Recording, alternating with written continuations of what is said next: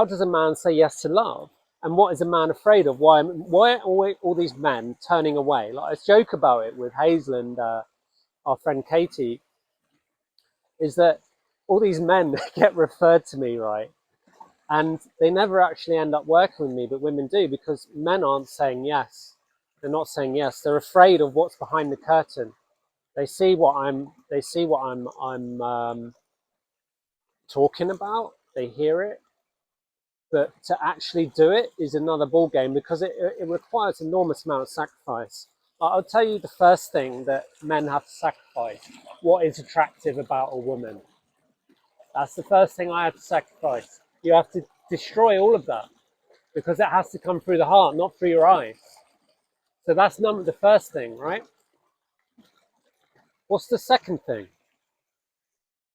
The second thing is you have to take responsibility and admit your part in what happened to your partner. Let's just say, for example, that you're a man or a woman and you meet your twin flame and you start sitting opposite each other like Hazel and I did. They've been through a lot of trauma, right? But you have to take responsibility for it, right? Because you played your part in it. How could you not have played part in it if you hadn't signed a soul contract and you went twin flame with that person? Your story is part of their story and it's part of your story. All our stories are interconnected. So when I'm sat opposite Hazel and she's telling me, oh, this happened, I'm like, okay, that's narcissism, that's narcissistic abuse. I have been healing that narcissism in me, and this is how I would have treated you. So I will take responsibility for that in me to help you heal it in you, and vice versa, right? But for men, that's very challenging, because it does require opening the heart. And when the heart has been shut down, when we've desensitized ourselves from the enormous amount of trauma and lies that we bought, it's so difficult. We get stuck in our minds and we believe we know the answer, but we don't, because it has to be felt. And there's so much nonsense through society and what we're taught that the brain and the mind control the power. It's not. I learned through the feminine so much around multi-dimensionality, because I split my head open, my right side of my brain, which is the feminine side, to awaken it, because that side has been shut down in most men. And what is that side? It's creativity. It's multi-dimensionality. It's the bigger picture. What is happening to the feminine? Why are the feminines so great, and why do we deny it? How many men do you hear saying, wow, the women are so powerful, without that degradation and judgment of, oh, they're feminists, they think they're so powerful, they want equal rights? It's nothing to do with that. I'm talking about DNA. I'm talking about cosmic realizations. I'm talking about the truth hidden behind the veil of lies and nonsense that people are living in.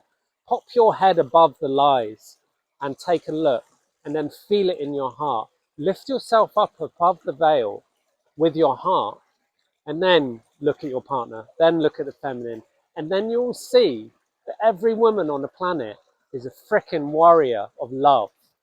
Because think about all the judgments that the toxic patriarchy and the masculine have against women. They're over emotional, they cry too much, they talk too much. These are all the things that men stopped doing, and this is how we lost our power.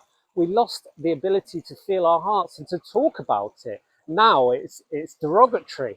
Oh, he's weak, he's crying. Oh, he's talking about his feelings, he's a cuck.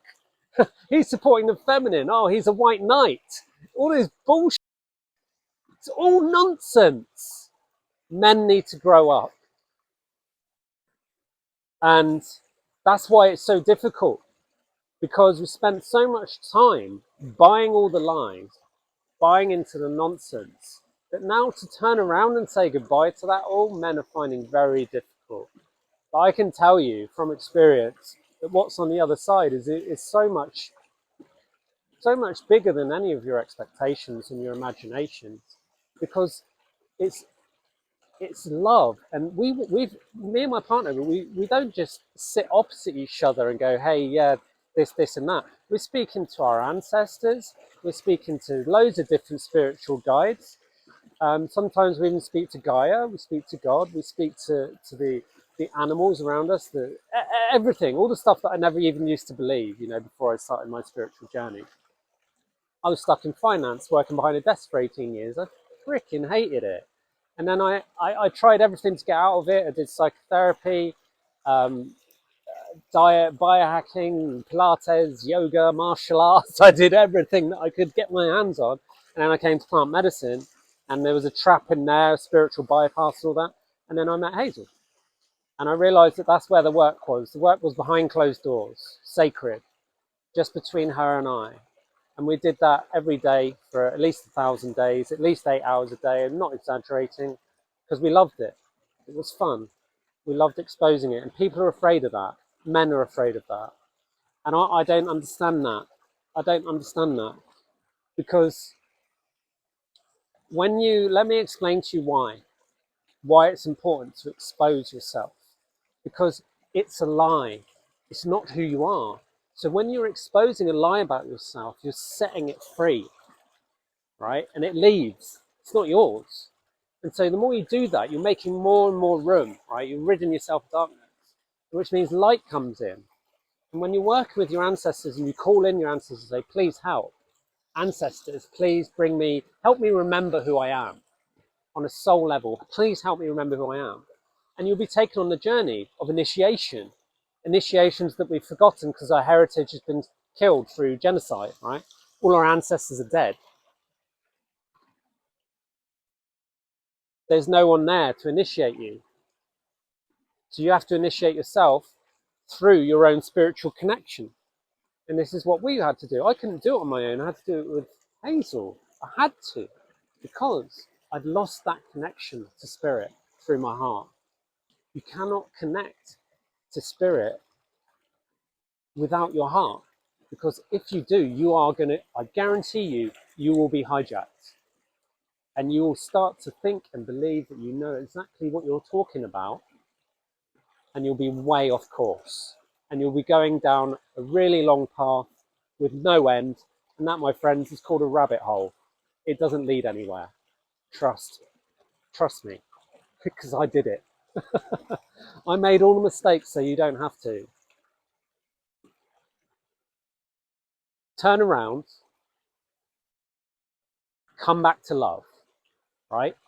You know that scene in The Matrix where Neo goes, I'm going in to save Morpheus. And everyone's like, oh no, you can't do that, it's too dangerous. And he's like, no, I have to, the Oracle, she told me. It's never been done before, that's why it's going to work, right? That's what I did, right? Just treat yourself like that. Treat your story like that. If you've never done it before, it's going to work. Do it. If you've never done it before, it's going to work. Turn around and go for your dreams, because that's what Morpheus represents. The dreams. Morpheus. That's the name of Dream in the Sandman comic and TV show. Morpheus. It's about reclaiming your dreams, saving your dreams, the dreams of humanity.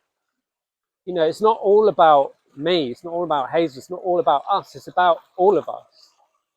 We can't do it alone, we have to do it together. This is what Prophecy Walkers is about. We're calling in everyone, not just a tribe here or there, the whole planet. Wake up, we're saying. We're here. Other people are awakening. And there's a crossover soon. A real one, from the 4D to the 5D, a real crossover with higher dimensional consciousness working in 9th dimensional consciousness, which is heart consciousness. There's so much available. Soul gifts, right? Really cool gifts that you never knew you had that you can use. All of these start being remembered through your DNA, because what happens is you're healing your ancestral lineage when you do this purification work in tandem with the opposite sex. I'm sorry, you can't do this level of work with the same sex. It doesn't work like that. There's coding that you find in the opposite sex, and it can only happen through friendship, deep friendship, deep friendship.